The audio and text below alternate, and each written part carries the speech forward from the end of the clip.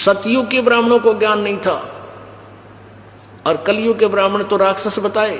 किसने? दास ने नहीं, श्रीमद देवी भागवत ने। ये देखो श्रीमद देवी भागवत, संक्षिप्त श्रीमद देवी भागवत, सचित्र मोटा टाइप, केवल हिंदी, संपादक हनुमान प्रसाद पोदार, चमनलाल गोस्वामी।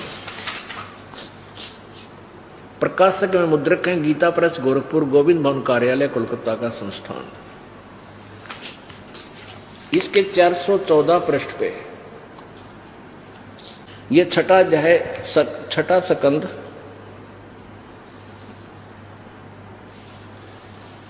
श्री संक्षिप्त देवी भागवत 414 पर आपने पढ़ा था कि व्यास जी बता रहे हैं जन्मेजय को कि राजन यह निश्चय है, यानी पक्की बात समझ लिए कि कलयुग सतयुग के ब्राह्मण वेद के पूर्ण विद्वान थे।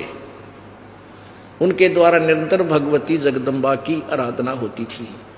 भगवती का दर्शन करने के लिए उनका मन सदा ललायित रहता। ये तो सतयुग के ब्राह्मणों का स्थिति है। और ये देखो इसके बिल्कुल इसी पृष्ठ पे अगले पैरे में, धर्म की यही सतीथि त्रेता में भी रही परंतु कुछ ह्रास हो गया, और सतयुग की तो सतीथि, सतयुग की जो सती थी वह द्वापर में विशेष रूप से कम हो गई।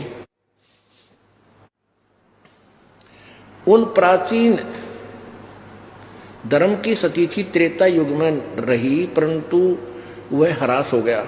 सतयुग की जो सतीथि थी वह द्वापर रूप में विशेष रूप से कम हो गई। राजन उन प्राचीन युगों में जो राक्षस समझे जाते थे वे कलयुग में ब्राह्मण माने जाते हैं।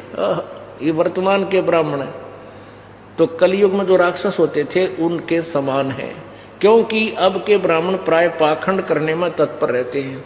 दूसरों को ठगना, झूठ बोलना और वैदिक धर्म कर्म से अलग रहना कलयुगी ब्राह्मणों का स्वाभाविक गुण बन गया।